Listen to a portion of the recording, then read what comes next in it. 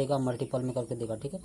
गुणा में संख्या देगा, अब पूछेगा इसका इकाई का अंक बताइए। तो जब इस तरह गुणा में रहेगा संख्याएं और उसका इकाई अंक पूछेगा तो हमें कुछ नहीं करना है, सभी के इकाई अंक ले लेने हैं। तो इसका इकाई अंक क्या है, 6 है, गुणा इसका इकाई अंक 8 है, फिर गुणा, फिर ये 9 है, फिर 2 है, फिर इन सभी का मल्टीप्लाई कर देंगे, ठीक है।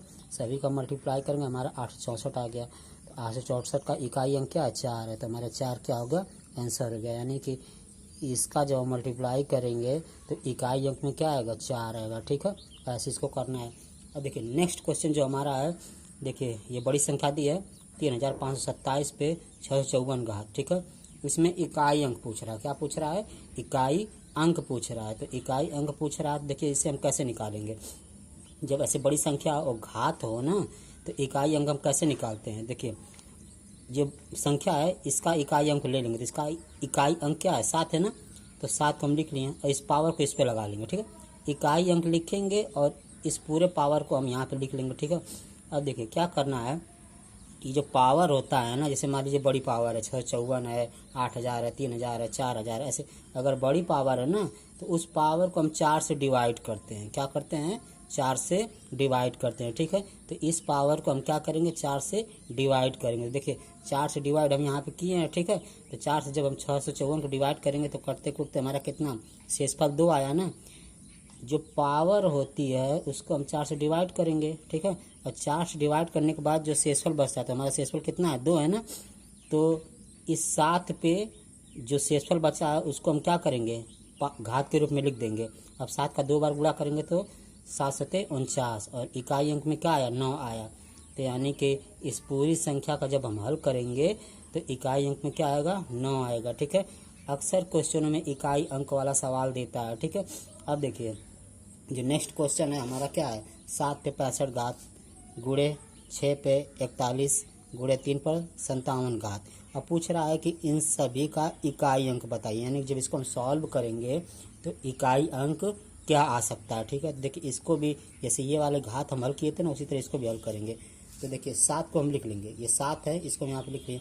अब इस 65 को हम क्या करेंगे, 4 से डिवाइड करेंगे। जब 65 को हम जब 4 से डिवाइड करेंगे ना तो एक शेषफल बचेगा, तो उस शेषफल को हम क्या करेंगे, एक घात के रूप में लिख लेंगे, ठीक है। ये गुणा उतार दिए, फिर इस 6 को यहाँ पे लिख लेंगे।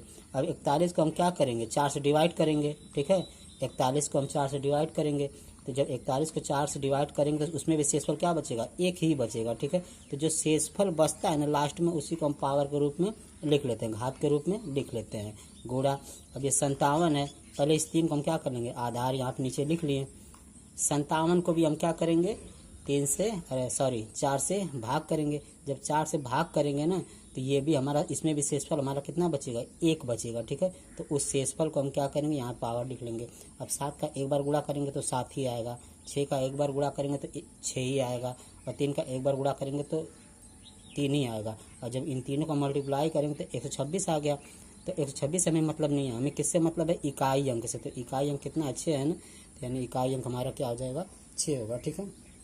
यही 3-4 टाइप के क्वेश्चन होते हैं जो इकाई अंक निकालने को कहते हैं, ठीक है। तो ये 3 तरह के क्वेश्चन हैं, अगर इनमें से किसी तरह का भी क्वेश्चन आएगा तो आप इस तरह सॉल्व कर लीजिएगा, ठीक है। इकाई अंक अक्सर पूछता है, ठीक है। अब देखिए हमारा क्या होगा, जो नेक्स्ट क्वेश्चन है 587 गुणे 999, ठीक है। 587 गुणे 999। तो इसमें देखिए हम क्या करेंगे, अगर इसका हम मल्टीप्लाई करने लगेंगे तो ज़्यादा लेंदी क्वेश्चन हो जाएगा। तो एक बात याद रखिएगा, अगर 5 जैसे कोई अंक दे दिया और गुणा में 9 चाहे 99 चाहे 999 चाहे 9999 ऐसी कोई संख्या दी, यानी कि जो इधर संख्या दी होगी 99 और 9 हो चाहे 999, अगर 9 करके रहेगी ना तो उन सभी में ये सारा ट्रिक काम करेगा। तो देखिए इसमें ट्रिक क्या है कि 900, देखिए 587 को हम लिख लिए, 587 को लिखें और ये 999 को हम क्या करेंगे, 0 पर 0 बनाए। 3 ठो 9 है ना, तो 3 0। अगर यहाँ पे 2 9 रहता है तो 2 0, 1 9 रहता है तो 1 0, ऐसे किया जाता है। इसका एक ट्रिक है, ठीक है, मल्टीप्लाई नहीं करने की जरूरत है। 587 गुणे 999 है तो 587 उतार दिए।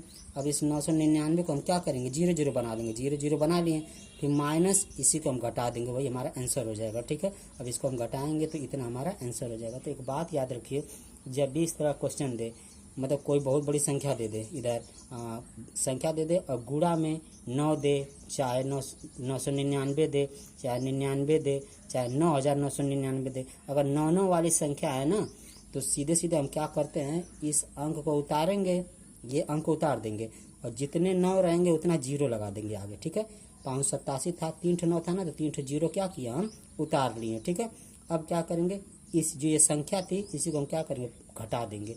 घटाने पे हमारा आंसर आ जाएगा। उस तरह मल्टीप्लाई हम करने की जरूरत नहीं होगी। ठीक है, देखिए इसी पे आधारित एक और क्वेश्चन, 931 गुणे 9999 है। तो अभी हमने आपको बताया कि जब 9 वाली संख्या आ जाए और किसी जो मल्टीप्लाई करना रहो तो हम उसे मल्टीप्लाई नहीं करेंगे, इस विधि से हल करेंगे। ठीक है, ये हमारी आसान विधि होती है। ठीक है, ये हमारा शॉर्ट ट्रिक है। ठीक है, तो देखिए 931 उतार लिए, कै 9 है, 4 9 है ना, तो 4 0 उतार लिए, 4 0 उतारेंगे। अब क्या करेंगे, 931 हम घटा देंगे, यानी कि ये उतारे 9999 को हम क्या करें, 0 यहाँ बना के उतार लिए, -931। अब इसको घटा देंगे, हमारा आंसर आ जाएगा। यानी कि इसको गुणा करने की जरूरत नहीं है, गुणा थोड़ा लेंदी हो जाएगा। ठीक है, इसलिए इसको हम ऐसे सॉल्व करेंगे। ठीक है, हमारा नेक्स्ट क्वेश्चन आता है 106 गुणे 106 -94 गुणे 94। ठीक है, 106 गुणे 106। देखिए ये भी एक शॉर्ट ट्रिक बेस्ड क्वेश्चन है। ठीक है, इसमें भी एक ट्रिक लगेगा। देखिए जब भी दोनों संख्या सेम हो, ये दोनों संख्या सेम है कि नहीं, 106 दोनों संख्या सेम है और इधर भी दोनों संख्या सेम है, याद रखिएगा। जब दोनों संख्या, इधर भी दोनों संख्या सेम हो और बीच में माइनस हो। ठीक है, ये ध्यान देना है कि माइनस होना चाहिए। अगर प्लस गुणा भाग होगा तो वो दूसरे विधि से लगेगा, लेकिन अगर माइनस होगा तो वहाँ पर ट्रिक काम करेगा, माइनस होना चाहिए। ठीक है, तो दोनों संख्या सेम है, दोनों संख्या सेम है। ठीक है, 106 गुणे 106 -94 गुणे 94। ठीक है, तो इसमें हम कुछ नहीं करेंगे, एक बार इन्हीं दोनों संख्या को जोड़ेंगे और इन्हीं दोनों संख्या को एक बार घटाएंगे। ठीक है, इसको क्या करेंगे, इन्हीं दोनों को एक बार जोड़ेंगे और इन्हीं दोनों को एक बार घटाएंगे, तो जो संख्या आएगी दोनों उसको मल्टीप्लाई कर देंगे। तो देखिए 106 में जब 94 हम जोड़ेंगे तो 200 आएगा। ठीक है, 106 में जब 94 जोड़ेंगे तो 200 आ जाएगा। ठीक है, और 106 में से जब 94 घटाएंगे ना तो हमारा 12 बचेगा। ठीक है, और इन दोनों का मल्टीप्लाई कर देंगे तो 12 दूना 24। आसान है कि नहीं। अगर आप सोचिए 106 का 106 में आप मल्टीप्लाई करेंगे, फिर 94 में 94 को मल्टीप्लाई करेंगे, तो थोड़ा हमारा लेंदी क्वेश्चन हो जाएगा ना, उस समय बेकार करेगा। तो बस इतना याद रखिए कि संख्या जब सेम रहेगी, ये दोनों संख्या क्या होनी चाहिए, सेम सेम होनी चाहिए, इधर भी सेम सेम होनी चाहिए और बीच में माइनस होना चाहिए। ये याद रखिएगा, माइनस। अगर प्लस हुआ, गुणा भाग हुआ तो वो दूसरे सिस्टम से हल होगा, लेकिन अगर माइनस है तो हम क्या करेंगे, ये दोनों संख्या को, जो दोनों अलग अलग संख्या है, इनको एक बार जोड़ेंगे एक बार घटाएंगे। ठीक है, और फिर दोनों का मल्टीप्लाई कर देंगे। तो 106 में 94 जोड़ेंगे 200, 106 में 94 घटाएंगे 12, फिर इन दोनों क्या करेंगे, मल्टीप्लाई करेंगे। ठीक है, इससे हमारा कैलकुलेशन आसान हो जाता है। ठीक है, अब देखिए जो हमारा नेक्स्ट क्वेश्चन है, ये देखिए ये बहुत लंबा क्वेश्चन। ठीक है, इसको हल करने लगेंगे तो बड़ी समय नुकसान हो जाएगा, लेकिन इसका भी ट्रिक होता है। देखिए ऊपर क्या है, एक एक एक एक करके, एक नहीं, देखिए एक एक एक एक एक एक करके दिया है और सब प्लस में है, संख्याएं क्या है, प्लस में है। ठीक है, ऊपर एक एक एक एक करके दिया है, बीच में प्लस में, और फिर देखिए नीचे भी कंटिन्यू कर दिया, एकदम लगातार संख्या दिया है, 1 गुणे 2, 2 गुणे 3, 3 गुणे 4, 4 गुणे 5, ऐसे चलता चलेगा। लास्ट में कहाँ तक गया, 99 गुणे 100। ठीक है, कहाँ गया है, 99 गुणे 100। अब इसको अगर मल्टीप्लाई करके वैसे हल करेंगे तो हमारा बहुत लेंदी हो जाएगा। तो इसका बस सीधे सीधे एक तरीका होता है, जो ये वाली संख्या होती है ना, पहली यहाँ पे जो ऊपर वाली जो पहली संख्या होगी उसको लिखेंगे और जो लास्ट वाली संख्या 1/100 को लिखेंगे। ठीक है, देखिए 1/1 को, ये 1/1 है ना, यहाँ पे लिख लेंगे।